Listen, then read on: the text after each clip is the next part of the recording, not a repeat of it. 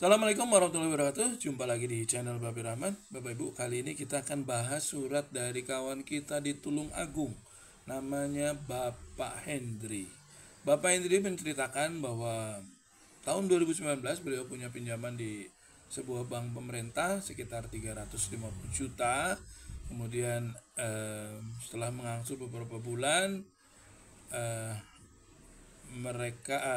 beliau seperti halnya teman-teman yang lain terdampak dari COVID gitu ya, akhirnya tidak bisa mengangsur, menunggak, dan sampai sekarang tidak pernah membayar lagi.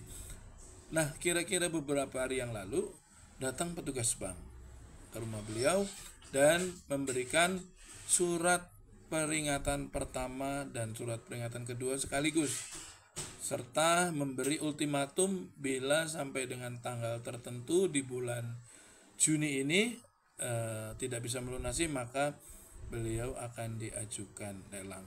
Dan Pak Hendri ini menanyakan apa yang harus saya lakukan.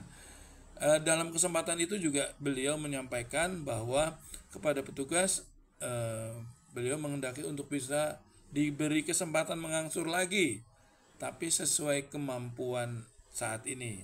Kalau untuk mengangsur sesuai yang diperjanjikan dulu, saat ini belum mampu. Jadi beliau juga menyampaikan bahwa saya tidak ingin bayar bunganya lagi karena bunga adalah riba dan haram.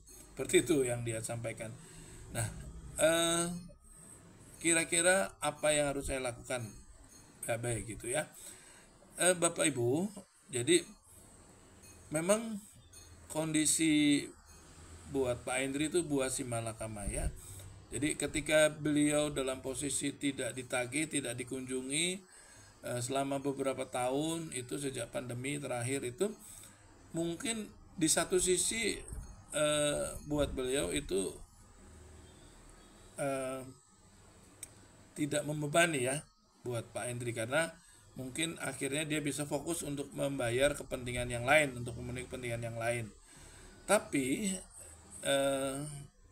itu tetap menjadi bom waktu, karena bagaimanapun yang namanya kredit macet itu berpotensi untuk dilelang.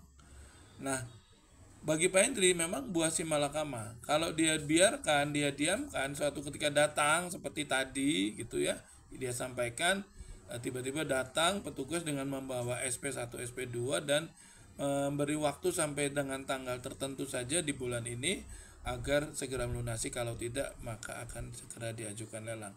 Tapi bila misalnya yang bersangkutan sebelum didatangi petugas, tapi dia berinisiatif datang sendiri ke bank untuk menyampaikan mungkin beliau sudah punya usahanya, sudah pulih dan sudah punya kemampuan membayar lagi, kemudian disampaikan gitu ya sebelum mereka datang, tapi justru Pak Hendri ini datang sendiri ke bank dengan iktikat baik, dengan rasa tanggung jawab gitu, menyampaikan bahwa Pak, saya akan mengangsur lagi, tapi saat ini kemampuan saya mengangsur hanya misalnya separuhnya gitu, apakah diperkenankan. Saya rasa akan beda situasi psikologi petugas ya pada saat Bapak Hendri datang tapi sebelum ditagih, sebelum dikunjungi, maka akan dinilai sebagai nasabah yang kooperatif, nasabah yang beriktikat baik.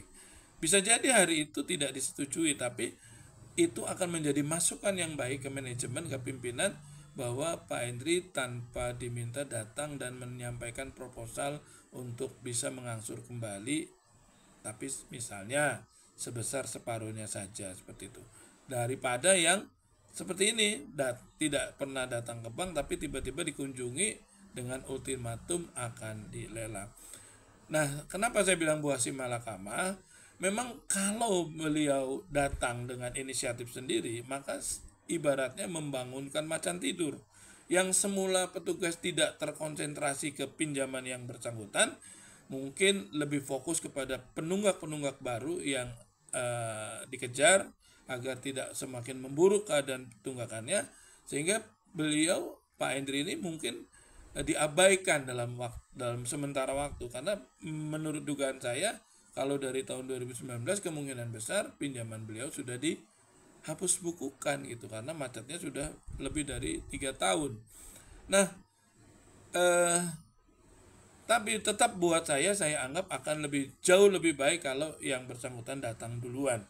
Sekalipun kita anggap itu membangunkan macan tidur, tapi setidaknya ada nilai positif yang akan diambil oleh petugas bank, oleh manajemen bank tersebut, bahwa beliau punya etikat baik dan menyampaikan proposal penawaran untuk bisa mengangsur kembali.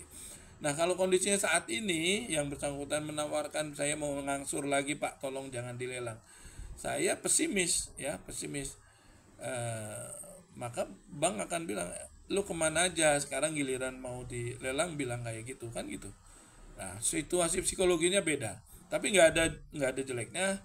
Coba buat dengan surat ya Pak Hendri. Biasakan komunikasikannya dengan surat, tidak dengan lisan. Buat surat, apapun yang menjadi proposal penawaran Pak Hendri, buatlah dengan surat agar terdokumentasi dengan baik di manajemen perbankannya. Karena itu surat itu akan masuk ke file history pinjaman Pak Hendri, dan di situ akan terbaca oleh manajemen, oleh pimpinan, bahkan oleh pengambil keputusan gitu.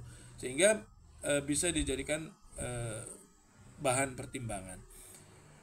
Walaupun saya juga tidak menjamin apakah itu bisa disetujui gitu ya, tapi setidaknya bisa membuktikan bahwa Bapak punya etikat baik. Selanjutnya, jangan pernah menggunakan dalil tobat riba, ya itu kesalahan fatal. Karena Pak Hendri menyampaikan ke bank bahwa saya hanya bisa mengangsur dan bayar pokoknya saja, maka itu akan kontraproduktif ya. Ingat ya, bank itu bisnisnya jualan duit. Selalu saya sampaikan itu, ekstrim sekali. Bisnisnya jualan duit. Ketika Bapak Ibu menampaikan keinginan untuk membayar pokok saja, itu sudah merugikan bank gitu. Nah, masih tambah lagi mau bayar pokoknya saja dan diangsur lagi, maka bank menderita kerugian 2 kali dan kemungkinan besar tidak disetujui. Kecuali posisi tawar Bapak Ibu bagus terhadap bank, misalnya kreditnya kredit tanpa agunan, kartu kredit gitu ya, yang semua kreditnya tidak menyertakan agunan sehingga tidak mempunyai hak eksekutorial banknya, sehingga mau nggak mau pasti akan menerima tawaran itu sekalipun tidak seketika ya, tidak akan dengan mudah.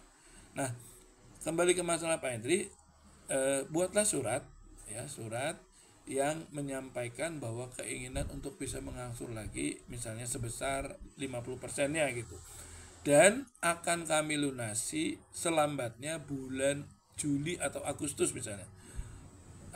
Pak ini pasti tanya, lu kenapa Pak, saya kan belum mampu kalau untuk melunasi, kenapa saya harus janji melunasi di bulan Juli atau bulan Agustus, terlalu dekat misalnya. Pak Indi bertanya gitu. Saya sampaikan, bank itu perlu diiming-imingi, manajemen bisnis bank itu harus diiming-imingi bahwa saya punya perencanaan yang jelas, punya perencanaan yang terukur untuk melunasi utang ini. Jadi bilang bahwa akan dilunas, minta waktu untuk bisa mengangsur misalnya sebesar 3 juta rupiah setiap bulan sampai dengan bulan Agustus, dan Agustus akan dilunasin gitu. Sampaikan dari mana sumber keuangan pelunasannya, misalnya jual kebun karet di Sumatera misalnya.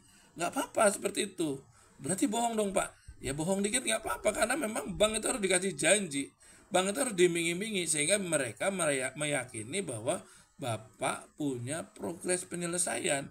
Tapi kalau Bapak cuma menawarkan untuk ngangsur kembali dengan nilai yang jauh dari harapan mereka, tanpa ada kepastian pelunasan kapan, itu tidak akan dipertimbangkan gitu.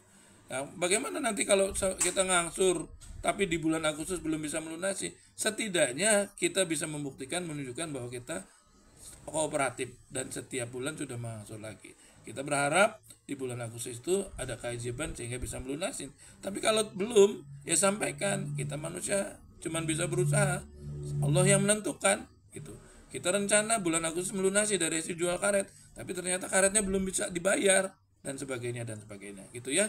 Jadi buat surat yang memungkinkan bank untuk memberi kelonggaran, memberi kesempatan untuk mengangsur lagi. Gitu ya Bapak Ibu, semoga bermanfaat. Sampai jumpa di lain kesempatan. Assalamualaikum warahmatullahi wabarakatuh.